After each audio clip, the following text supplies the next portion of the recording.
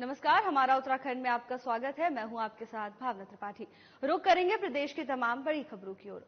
उत्तराखंड कांग्रेस को लोकसभा चुनाव से पहले झटके लगने का सिलसिला थम नहीं रहा। दरअसल आज पूर्व कैबिनेट मंत्री दिनेश अग्रवाल ने सैकड़ों समर्थकों के साथ बीजेपी का दामन थाम लिया है। बीजेपी मुख्यालय देहरादून में सदस्यता ग्रहण कार्यक्रम का आयोजन किया गया था। इस दौरान दिनेश अग्रवाल ने सैकड़ों समर्थकों के साथ बीजेपी का दामन थाम लिया है। बीजेपी प्रदेश अध्यक्ष महेंद्र भट्ट, सांसद डॉक्टर रमेश पोखरियाल निशंक, कैबिनेट मंत्री सुबोध उनियाल ने दिनेश अग्रवाल समेत तमाम कांग्रेसी नेताओं की ज्वाइनिंग कराई। वहीं बीजेपी प्रदेश अध्यक्ष महेंद्र भट्ट ने पत्रकारों से बातचीत में कहा कि कांग्रेस के अभी भी कई नेता उनके संपर्क में हैं। जल्द अन्य कांग्रेसियों को भी पार्टी में ज्वाइनिंग कराई जाएगी।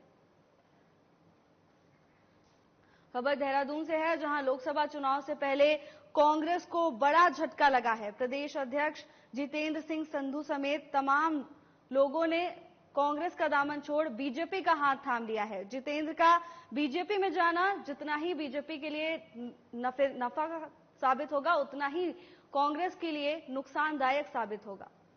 तस्वीरें देहरादून से, जहां सभी समर्थकों के साथ दिनेश सिंह ने बीजेपी का दामन थाम लिया है। लोकसभा चुनाव से पहले कांग्रेस के लिए बड़ा झटका लगा है, जहां दिनेश अग्रवाल बीजेपी के साथ दिखाई दिए। तस्वीरों में प्रदेश अध्यक्ष महेंद्र भट्ट भी नजर आ रहे हैं। सभी बीजेपी के सभी दिग्गज नेता इस दौरान शामिल रहे। लोकसभा चुनाव नजदीक, ऐसे में लगातार कांग्रेस पार्टी से लोगों का जाना कांग्रेस के लिए बड़ा नुकसान माना जा रहा है। ऐसे में पूर्व कैबिनेट मंत्री दिनेश अग्रवाल का कांग्रेस छोड़ना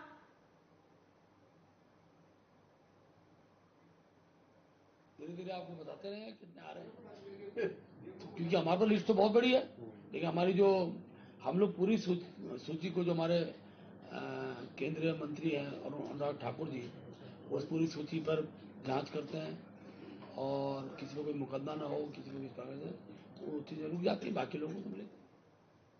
कांग्रेस का लोकसभा चुनाव को लेकर घोषणा पत्र जारी हो चुका है। इसी को लेकर कांग्रेस की राष्ट्रीय प्रवक्ता सुप्रिया श्रीनेत ने कांग्रेस मुख्यालय देहरादून में प्रेस कॉन्फ्रेंस की, जिसमें उन्होंने कहा कि कांग्रेस ने अपने घोषणा पत्र में नारी न्याय, श्रमिक न्याय, किसान न्याय, युवा न्याय और महिला न्याय का जिक्र किया है।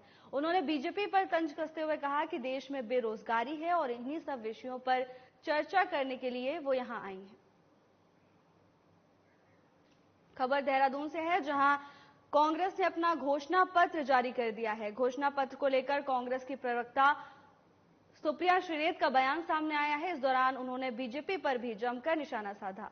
तो लोकसभा चुनाव नजदीक, ऐसे में कांग्रेस एक्टिव मोड में नजर आ रही है। कांग्रेस ने अपना घोषणा पत्र जारी कर दिया है, जिसको लेकर पार्टी की प्रवक्ता सुप्रिया श्रीनेत का बयान सामने आया है। उन्होंने कहा कि घोषणा पत्र में नारी, श्रमिक, किसान और युवा के साथ महिलाओं का घोषणा पत्र में जिक्र है। इतना ही नहीं, उन्होंने बीजेपी पर भी इस दौरान जमकर निशाना साधा है। तस्वीरें देहरादून से, जहां घोषणा पत्र जारी होने के बाद पार्टी की मुख्य प्रवक्ता सुप्रिया श्रीनेत का बयान सामने आया है, जिसमें उन्होंने घोषणा पत्र के बारे में विस्तार से चर्चा की। इस दौरान उन्होंने बीजेपी पर जमकर निशाना साधा। आज की ये प्रेस वार्ता मुख्यतः इस घोषणा पत्र, इस न्याय पत्र जिसको हमने नाम दिया है, उसके बारे में चर्चा करने के लिए है। परसों ये दिल्ली में हमारे सम्मानित अध्यक्ष जी ने इसका विमोचन किया था और कल पहले जयपुर में, जहां पर अध्यक्ष जी, सोनिया जी और प्रियंका जी ने एक विशाल जनसभा को संबोधित करके इन बातों को बताया, और शाम को हैदराबाद, तेलंगाना की राजधानी। ये घोषणा पत्र कमरे में बैठकर पूंजीपतियों की लिस्ट पर नहीं बना है। ये घोषणा पत्र कुछ विशेषज्ञों या जानकारों से बात करके नहीं बना है। ये घोषणा पत्र इस देश की आवाज है। इसकी जो वेबसाइट भी थी, उसका भी नाम था आवाज भारत की। अपर मुख्य निर्वाचन अधिकारी विजय कुमार जोगदंडे ने सचिवालय स्थित मीडिया सेंटर में पत्रकारों से बातचीत करते हुए कहा कि उत्तराखंड में इलेक्ट्रॉनिक रूप से प्रेषित डाक मतपत्र प्रणाली जारी किए गए थे। सभी सर्विस वोटर्स को मतदान करने के लिए डाक मतपत्र प्रेषित किए गए थे। 93,187 ETPVBS इलेक्ट्रॉनिक माध्यम से सर्विस वोटरों तक पहुंचाए गए थे। अभी तक प्राप्त जानकारी के अनुसार 76,000 डाक मतपत्र डाउनलोड किए जा चुके हैं। अपर मुख्य निर्वाचन अधिकारी ने कहा है कि भारत निर्वाचन आयोग ने निर्देश दिए हैं कि मतदान के दिन पर और मतदान के एक दिन पहले समाचार पत्रों में प्रकाशित होने वाले राजनीतिक विज्ञापनों को पूर्व प्रमाणीकरण कराना होगा। लोगों ने जो इलेक्ट्रॉनिकली ट्रांसमिटेड पोस्टल बैलेट्स जारी किए थे, जिसमें सभी सर्विस वोटर्स को मतदान करने के लिए डाक मतपत्र प्रेषित किए गए थे, उसमें 93,187 ETPBS हमने इलेक्ट्रॉनिक माध्यम से उन तक पहुंचाए थे। उसमें से जो अभी तक हमको जानकारी हासिल हुई है, अभी तक 76,000 उसमें से डाउनलोड किए जा चुके हैं और कल का दिन भी उनके पास अवेलेबल है। तो हमें पूरी उम्मीद है कि और भी सर्विस वोटर्स इन मतपत्रों को डाउनलोड करेंगे और कल शाम को इसका अंतिम कितना डाउनलोड हुआ है उसका जानकारी हम कल तक बता पाएंगे। इसके अलावा जितने भी सर्विस वोटर्स ने डाउनलोड किया हुआ है, उनमें से कुछ डाक मतपत्र अभी अपने जनपदों में प्राप्त होना भी प्रारंभ हो गया है। इसका जो आंकड़ा होगा हम तभी शेयर कर पाएंगे जब डाउनलोडिंग की अंतिम तिथि समाप्त हो जाएगी, जो कल के पश्चात हम उसको बता पाएंगे। इसके अलावा एक और महत्वपूर्ण बिंदु है जिसके बारे में निर्वाचन आयोग के द्वारा निर्देश जारी किया गया है। मतदान के दौरान जब कैंपेनिंग पीरियड समाप्त हो जाता है, जो बेसिकली मतदान के समाप्ति से 48 घंटे पूर्व होता है, तो मतदान के दिवस पर और मतदान से एक दिन पहले काफी सारे प्रत्याशी अपने विज्ञापन, अपना प्रचार सामग्री को जो है कांग्रेस राष्ट्रीय अध्यक्ष मल्लिकार्जुन खड़गे और पूर्व अध्यक्ष राहुल गांधी ने नई दिल्ली में अखिल भारतीय कांग्रेस समिति मुख्यालय में घोषणा पत्र जारी किया है, जिसे न्याय पत्र का नाम दिया है। इसी कड़ी में पूर्व कैबिनेट मंत्री और कांग्रेस से टिहरी लोकसभा कोऑर्डिनेटर मंत्री प्रसाद नैथानी ने प्रेस कॉन्फ्रेंस की, जिसमें उन्होंने घोषणा पत्र के बारे में जानकारी दी। मंत्री प्रसाद नैथानी ने बताया कि घोषणा पत्र 5 न्याय और 25 गारंटी पर आधारित है। पहला भाग युवा न्याय, दूसरा भाग नारी न्याय, तीसरा भाग किसान न्याय, चौथा भाग श्रमिक न्याय और पांचवा भाग हिस्सेदारी न्याय है। और क्या कुछ कहा उन्होंने, इस दौरान आपको भी सुनाते हैं। जो कांग्रेस पार्टी का जो गारंटी कार्ड है, जैसे मोदी जी कहते हैं हमारी गारंटी, कांग्रेस की गारंटी 25 गारंटियां हैं, जिसमें 5 भाग हैं। पहला भाग जो है युवा का है, दूसरा भाग नारी न्याय का है, तीसरा भाग किसान न्याय का है, चौथा भाग श्रमिक न्याय का है और पांचवा भाग जो है हिस्सेदारी न्याय का है। तो इन पांचों भागों में हर भाग के 5-5 जो मुद्दे हैं, उन मुद्दों को कांग्रेस ने गारंटी के तौर पर देने की बात की है। उसी आधार पर हम कहना चाहते हैं कि युवाओं के लिए जो है रोजगार की गारंटी है, नारी शक्ति के लिए, नारी न्याय के लिए, जो महिलाएं हैं उनको जो जिनका कोई न्याय नहीं मिल पाता है। सरकार में आपके और मेरे साथ हो गया, ये देर से ही पता चला, लेकिन जब पता चला तो यकीन मानिए रोंगटे खड़े हो गए। उत्तराखंड में जो समान नागरिक संहिता लागू की गई, जो अब एक्ट बन गया है, लॉ बन गया है, विधानसभा से पारित हो चुका है। थोड़ा बैकग्राउंड में जाते हैं कि ये भारतीय जनता पार्टी की सरकारें किस तरह से उत्तराखंड और उत्तराखंडियत की सिर्फ बात करती हैं और उसको मिटा देना चाहती हैं। अभी एक वाकया आदरणीय नैथानी जी ने बताया आपको कि 2018 में किस तरह से त्रिवेंद्र रावत जी ने, थोड़ा सा पीछे के लोग अगर शांति प्रदान करेंगे, पीछे जो लोग बैठे हैं कृपया, क्योंकि मुद्दा बहुत गंभीर है। उत्तराखंड में 19 अप्रैल को लोकसभा चुनाव के लिए मतदान होना है और कांग्रेस ने अपना घोषणा पत्र जारी कर दिया है। कांग्रेस ने अपने घोषणा पत्र में 5 न्याय और 25 गारंटी का वादा किया है।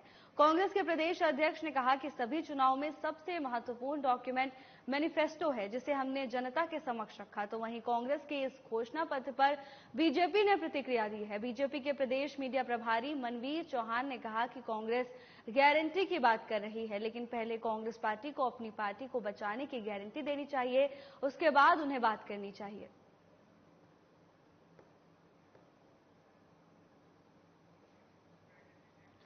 देहरादून में खबर देहरादून से है, जहां कांग्रेस के घोषणा पत्र जारी करने के बाद लगातार वार पलटवार का दौर जारी है, जिसको लेकर बीजेपी ने कांग्रेस पर तंज कसते हुए कहा कि पहले उन्हें अपनी पार्टी को बचाना चाहिए, इसके बाद उन्हें और बातों पर ध्यान देना चाहिए। आपको बता दें कि लगातार कांग्रेस से लोगों के जाने का सिलसिला जारी है, जिसको लेकर बीजेपी ने कांग्रेस पर तंज कसा है। तो वहीं कांग्रेस के प्रदेश अध्यक्ष करण माहरा का कहना है कि मैनिफेस्टो किसी भी चुनाव में सबसे महत्वपूर्ण डॉक्यूमेंट होता है, जिसे उन्होंने जनता के समक्ष रखा है। आपको बता दें कि घोषणा पत्र में 25 गारंटी और 5 न्याय की बात कही गई है। पहला न्याय नारी न्याय, दूसरा श्रमिक, तीसरा किसान, तो वहीं चौथा युवा और महिला न्याय के बारे में घोषणा पत्र में जानकारी दी गई। घोषणा पत्र जारी होने के बाद लगातार वार पलटवार का दौर जारी है। बीजेपी लगातार मुखर है कांग्रेस के घोषणा पत्र को लेकर। लगातार बीजेपी की ओर से कांग्रेस पर तंज कसे जा रहे हैं। आपको बता दें कि घोषणा पत्र में 5 न्याय और 25 गारंटी का वादा किया गया है। लोकसभा चुनाव नजदीक, ऐसे में मैनिफेस्टो में 5 न्याय और 25 गारंटी का वादा देकर जनता को लुभाने की कोशिश कांग्रेस की ओर से की जा रही है, जिसको लेकर बीजेपी ने कांग्रेस पर तंज कसते हुए कहा कि उन्हें पहले अपनी पार्टी को बचाना चाहिए, इसके बाद उन्हें और बातों पर ध्यान देना चाहिए। देखिए, मैनिफेस्टो का नाम ही जो है न्याय पत्र 2024 रखा गया, इससे आप समझ सकते हैं क्या चीजें हैं। और इसमें बहुत सारी महत्वपूर्ण बिंदु हमने लिए हैं। 5 न्याय की बात है, जिसमें 25 गारंटी है जो युवाओं की न्याय से लेकर महिलाओं की न्याय तक, बेरोजगारों तक के लिए इसमें प्रावधान किए गए हैं। डिग्री के साथ ही 1 लाख रुपया और 1 साल की अप्रेंटिस। महिलाओं को, जो गरीब महिलाएं, उनको 1 लाख रुपया सालाना देने की बात है। वहीं जो भर्ती घोटाले और इसकी खबरें आप सुनते हैं, उसको रोकने के लिए, प्रिवेंट करने के लिए बड़े मेजर स्टेप लेने की बात की गई है। दूसरी तरफ असंगठित जो कारोबार है, जैसे गिग जिसको कहा गया है, जोमेटो आता है, उबर आते हैं, टैक्सी चलाने वाले लोग हैं, रेडी चलाने वाले लोग हैं, जो मजदूर हैं, उनके भविष्य को सुरक्षित करने की बात इसमें है। तो ये सारी चीजों को लगभग कवर करता है। महिलाओं के उत्थान, महिलाओं की सुरक्षा की बात है। आगामी आम लोकसभा चुनाव को देखते हुए काफी लंबे इंतजार के बाद कांग्रेस ने अपने स्टार प्रचारकों की सूची जारी कर दी है। कांग्रेस के स्टार प्रचारकों में 40 स्टार प्रचारक उत्तराखंड में प्रचार करेंगे। इन स्टार प्रचारकों की सूची में कांग्रेस के राष्ट्रीय अध्यक्ष मल्लिकार्जुन खड़गे, पूर्व राष्ट्रीय अध्यक्ष राहुल गांधी, प्रियंका गांधी समेत उत्तराखंड कांग्रेस के कई बड़े नेता भी शामिल हैं। बीजेपी राष्ट्रीय महामंत्री महिला मोर्चा दीप्ति रावत ने कहा कि पहले तो कांग्रेस के नेता उत्तराखंड सहित देश में भी चुनाव लड़ने को तैयार नहीं हो रहे थे। मुझे डर था कि इस बार भी बीजेपी सरकार से उन्हें पटकनी ना खानी पड़े। कांग्रेस ने अपनी सीटें भी कैसे डिक्लेयर करी हम जानते हैं। उनके यहाँ कोई चुनाव लड़ने के लिए तैयार नहीं था, लेकिन जबरदस्ती पकड़ पकड़ के उन्हें चुनाव लड़वाना पड़ा कुछ लोगों को। और बहुत सारे जो उनके अपने दिग्गज नेता हैं, उन्होंने सिर्फ इस प्रदेश में नहीं, देश भर में ही चुनाव लड़ने से मना कर दिया। तो हम देख सकते हैं कि क्या हालत आज कांग्रेस की है कि कोई भी उनका जो शीर्ष नेतृत्व है वो चुनाव लड़ना नहीं चाहता, हार का ठप्पा अपने सर पर नहीं लगवाना चाहता। तो आप देखिए कि अब ये स्टार प्रचारक भी कितना यहाँ आ पाएंगे, हालांकि इनको ये तय करने में बहुत समय लग गया। देहरादून के वरिष्ठ पुलिस अधीक्षक अजय सिंह ने रायपुर स्पोर्ट्स स्टेडियम में स्ट्रांग रूम का निरीक्षण किया। निरीक्षण के दौरान एसएसपी ने मतदान प्रक्रिया के उपरांत सभी 10 विधानसभाओं की ईवीएम मशीनों के लिए बनाए गए स्ट्रांग रूमों का निरीक्षण कर सुरक्षा मानकों के अनुरूप सुरक्षा के समुचित प्रबंध सुनिश्चित करने के लिए अधीनस्थ अधिकारियों को निर्देशित किया। इस दौरान स्ट्रांग रूमों की सुरक्षा और परिसर में होने वाली प्रत्येक गतिविधि पर नजदीकी नजर रखने के लिए सीसीटीवी सुनिश्चित किए गए।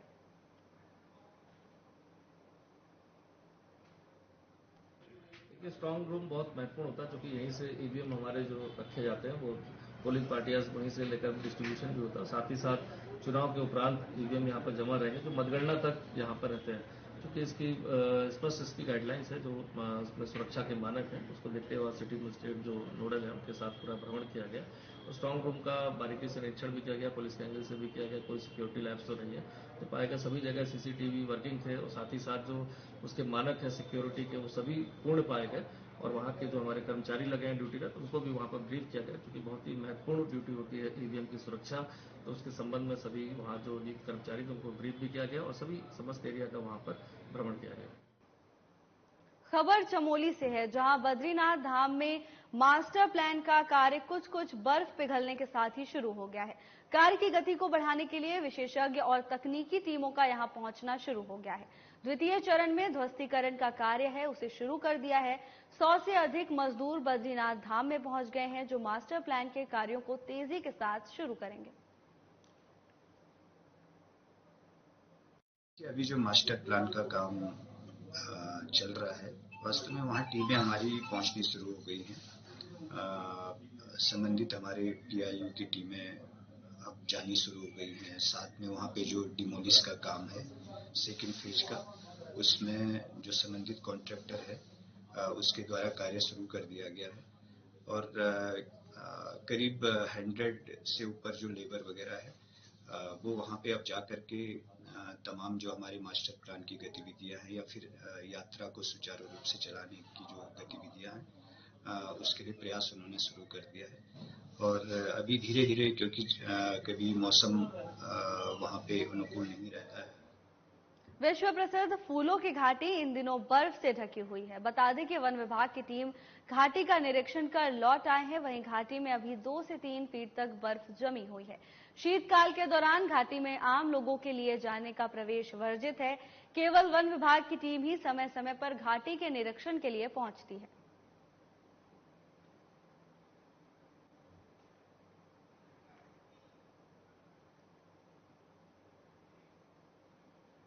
हरिद्वार के इब्राहिमपुर मसाही में बीजेपी ने जनसभा का आयोजन किया, जिसमें सीएम पुष्कर सिंह धामी ने शिरकत की। सीएम धामी ने इस दौरान अपने संबोधन में क्या कुछ कहा, आइए आपको सुनाते हैं। जिला अध्यक्ष युवा मोर्चा भाई भगवान सिंह, जय भगवान सैनी जी, चंदन सिंह चौहान जी, राकेश राजपूत जी, राजीव गर्ग जी, निर्मल सिंह सरदार जी, अमरीश सैनी जी, रीता सैनी जी, मंडल अध्यक्ष एवं हमारे सभी वरिष्ठ नेतागण, सभी पदाधिकारीगण और आज इस विशाल जनसभा में पहुंचे हुए मेरे सभी बड़े बुजुर्ग, सभी उपस्थित माताएं, बहनें, मेरे नौजवान साथियों, उपस्थित हमारे मीडिया के सभी मित्रों, मैं आप सबका अपनी ओर से इस विशाल जनसभा में आप सबका स्वागत करता हूं, अभिनंदन करता हूं, दोनों हाथ जोड़कर प्रणाम करता हूं। और अभी मोदी जी अभी पिछले दिनों हमारे प्रदेश रुद्रपुर में आए थे। उन्होंने कहा कि धामी जी, अब आप जिस जगह भी जाएंगे वहां मेरी ओर से सब लोगों को मेरी राम राम कहना, मेरा प्रणाम कहना। तो मैं मोदी जी की तरफ से भी आप सबको राम राम कह रहा हूं। राम राम भाई, प्रणाम। भाइयों बहनों, हम सभी जानते हैं कि हम सब लोग आज यहाँ पर मोदी जी को तीसरी बार प्रधानमंत्री बनाने के लिए और आदरणीय त्रिवेंद्र सिंह रावत जी को अपना मत और समर्थन देने के लिए यहाँ पर एकत्र हुए हैं। आप सब जानते हैं कि मोदी जी के 10 साल के कार्यकाल में तेजी से भारत आगे बढ़ा है। 2014 में जब मोदी जी देश के प्रधानमंत्री बने थे, तब देश के अंदर निराशा छाई हुई थी। हमारे देश की पहचान थी दब्बू भारत, पिछलग्गू भारत, अपने हितों की बात भी दुनिया के मंचों पर न कर सकने वाला भारत। 2014 के बाद जिस तेजी से पूरे देश को 140 करोड़ भारतवासियों को अपना परिवार मानकर एक पल भी रुके बिना नहीं, एक दिल भी जिन्होंने विश्राम नहीं किया, हर पल और हर क्षण भारत माता को समर्पित किया, उसका परिणाम हुआ पूरी दुनिया के अंदर भारत का मान सम्मान और स्वाभिमान बढ़ने लगा भाइयों बहनों, और भारत का डंका पूरे विश्व में बजने लगा। मोदी जी ने राष्ट्र सेवा में अंत्योदय और समाज के लिए अपने को समर्पित किया है।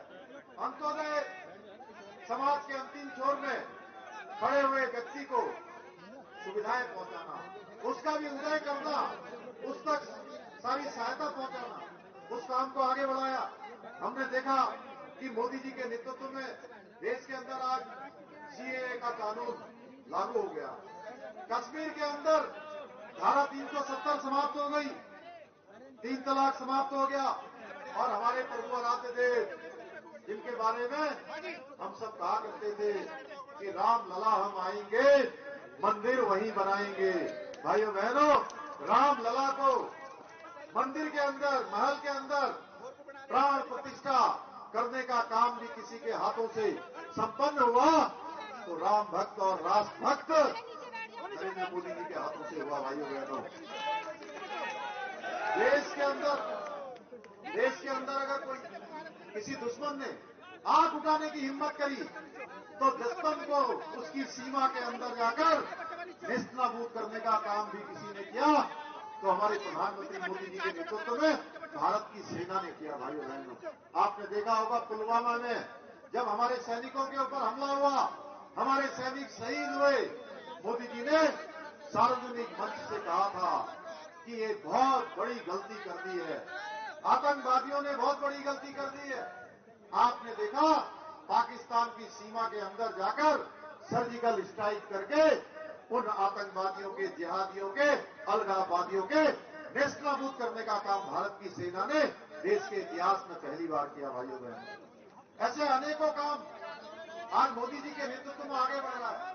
भाइयों बहनों, रूस यूक्रेन युद्ध होता है, हमारे देश के बच्चे जो पढ़ने के लिए गए थे, वहां डॉक्टरी करने, इंजीनियरिंग करने गए थे, जब वो फंस गए थे, उन बच्चों को भी यूक्रेन की सीमा से बाहर निकालने का काम हमारे मोदी जी के एक आह्वान पर रूस और यूक्रेन दोनों ही राष्ट्रपतियों ने युद्ध विराम घोषित कर दिया। सारे बच्चे यूक्रेन की सीमा से सुरक्षित बाहर निकलकर आ गए। भाइयों बहनों, देश के अंदर आ गए। इसके अतिरिक्त अनेकों काम प्रधानमंत्री जी के नेतृत्व में हुए हैं। भाइयों बहनों, अगर हम उसमें विस्तार में जाएंगे तो बहुत लंबा हो जाएगा। आज प्रदेश के अंदर डबल इंजन की सरकार काम कर रही है। इस क्षेत्र में भी 14 से ज्यादा, घाट क्षेत्र में 14 से ज्यादा पुलों का निर्माण हमारी सरकार ने किया है। भाइयों बहनों, अभी हमारे सुरेश राठौर जी बता रहे थे कि बहुत सारी योजनाएं, बहुत सारे शासनादेश जो होने हैं वो केवल इस कारण से रुके हुए हैं कि अभी आचार संहिता लगी हुई है। आचार संहिता के पूरा होते ही, इसका समय पूरा होते ही विकास की प्रक्रिया तेजी से आगे बढ़ेगी और ये हमारा घाट क्षेत्र फिर से विकास के नए मानकों को छुएगा।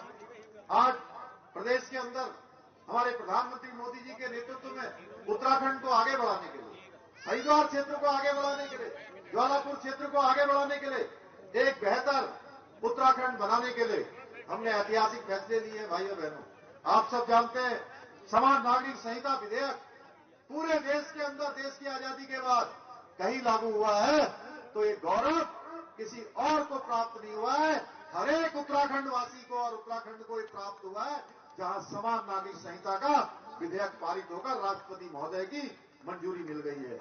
भाइयों बहनों, प्रदेश के अंदर नकल विरोधी कानून लागू हुआ है। हमारा उत्तराखंड में फिलहाल के लिए बस इतना ही। जल्द हाजिर होंगे नई अपडेट्स के साथ। नमस्कार।